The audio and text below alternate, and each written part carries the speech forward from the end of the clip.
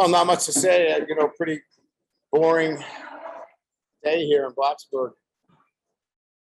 Here's where I would start. I've been in a lot of games, coached a lot of games, but I don't know that I've ever coached a group of guys that had such resolve and mental toughness that regardless of the situation, they just kept playing, unfazed by the circumstances. And look, in particular, I mean, you take Jack Cohn out of the game. He's the first one to pick up Tyler Buckner on the field when he's hurt, and he's prepared himself mentally to go back in the game and lead 2 drives. You guys should be thinking about great things to write about that guy, because that doesn't happen very often. But you'll find negative things to write about this game, and that's why I don't really care.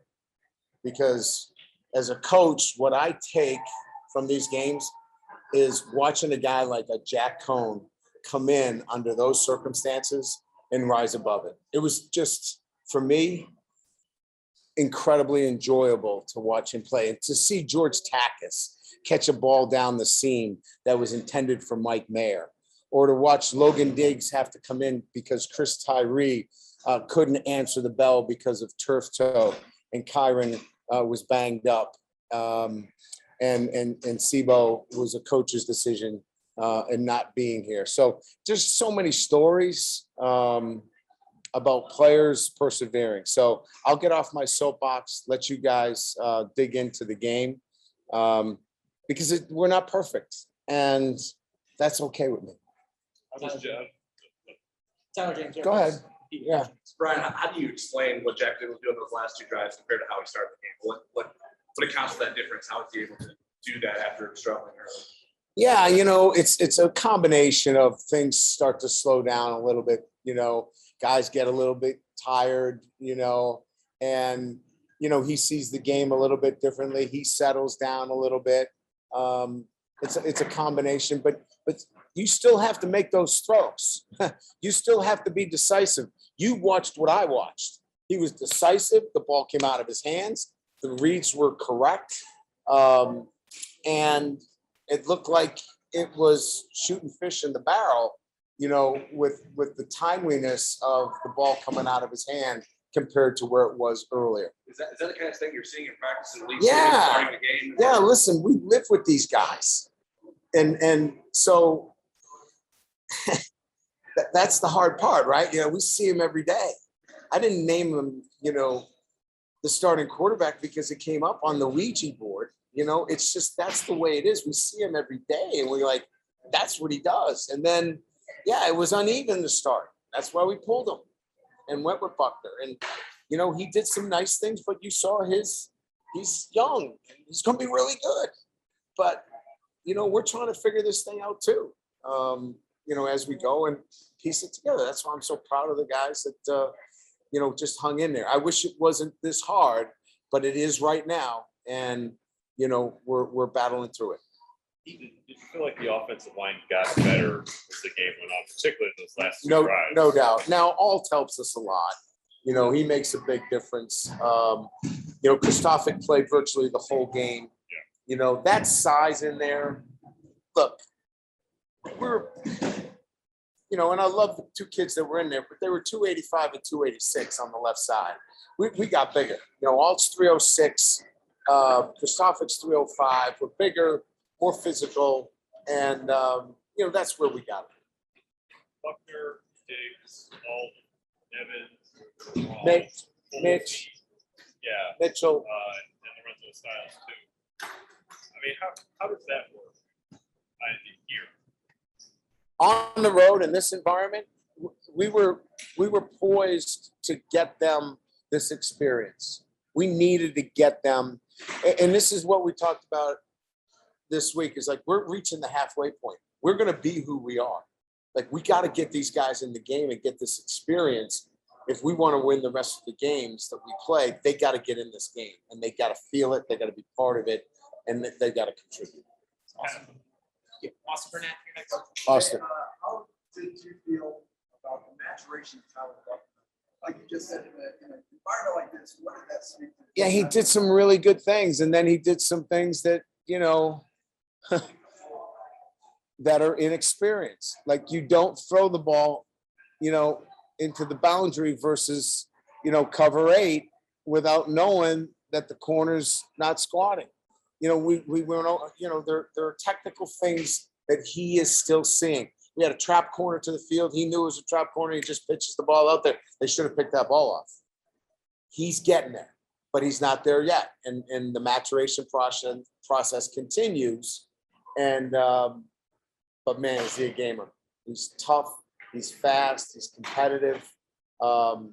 He's unflappable too. I mean, he just keeps coming back. And I'm glad he's on our team.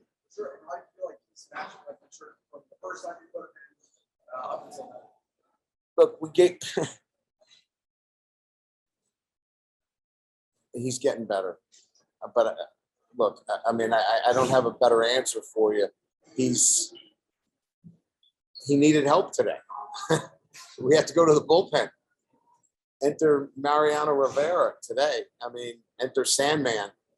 And he closed it out for us. You like that? You guys like that?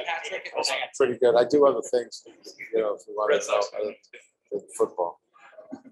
Patrick, with Tyler first, was that just thinking, put him in for a drive or two, like maybe the plan was in some earlier games?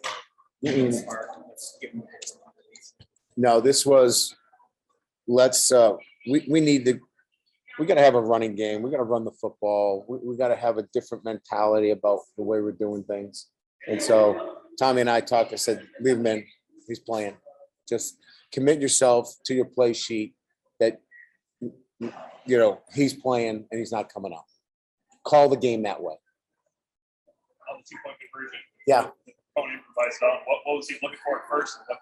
Yeah. So they, you know, we scanned the play looking for Avery right out of the bunch. It was a marginal throw. If he throws it, I don't know that he gets in. Jack turned the throw down and just kept the play alive. Yeah. You want to kind of settle in. Is this the way they work together? Is it something you probably want to use both? I mean, just disparate skill sets. Is that the way I'm saying? But they have disparate. Yeah, I think that's fair. I mean, that's fair. I look, I know you guys are anxious to kind of write a story about it, but I can't in all good conscience sit here and go, all right, he's the starter, he's the starter. You know where we're at. We're stringing this together the best we can. Ryan, you're up next. Ryan, I know your storyline. My gosh, is that kid? I mean, I don't know if he's got blood in his veins. I mean, I was nervous on the sideline. I mean, I was trying to get the guy to stop with the laser. Finally, John says, "Coach, let's just kick it." I mean, I was like, "Okay, I don't know why I'm here," but he's done that time in and time out. I mean, the moment is not too big for him, and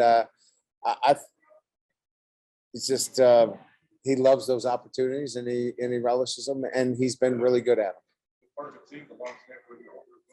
Yeah, those guys are really good. I mean, you never talk about them because they're that good.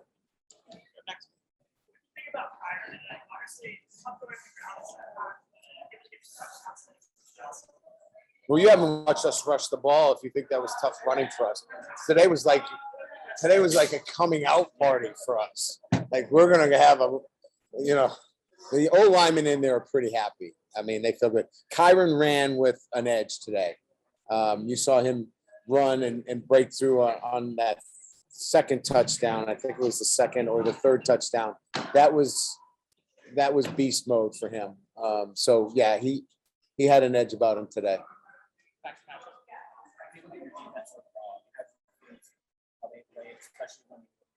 Maybe kind of have to harder to evaluate, I guess, when scrambles.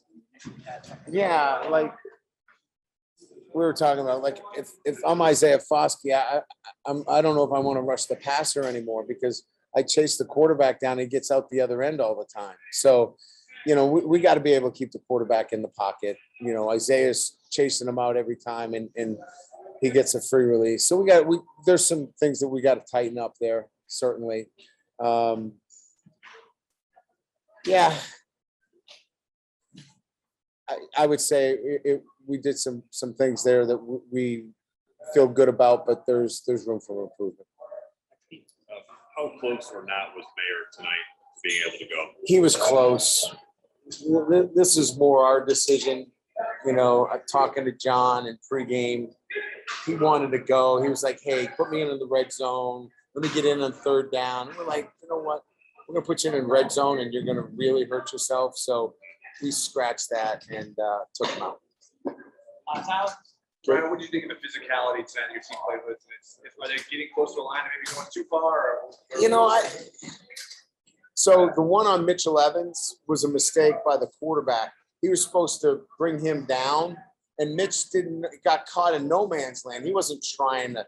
This another indication of why are we throwing these kids out of the game? Like, really? Did he? The targeting on that we saw later in the game, that's targeting. Okay, when you lead with your helmet, that wasn't targeting. But there's guys upstairs that, you know, obviously felt differently. And but Mitchell was caught in between. He's supposed to come down on the end. We didn't motion him down, and he got caught in between. Kyle Hamilton's took one step and then delivered a blow. It was clean. Jerry said that he hit him too high. So I didn't, you know, I'd have to slow it down and give you a better indication. I didn't feel like those were dirty plays from that perspective, if that's what you're alluding to. No. Are you trying to get that kind of physicality on your team? Hell yeah, we want to play. Yeah, we want to play more physical, and especially on the offensive line, right? And tonight we did. We played more physical. We were better at the point of attack. There was movement, and that's what has to continue to move forward for us with the assortment of guys that we have in the lineup.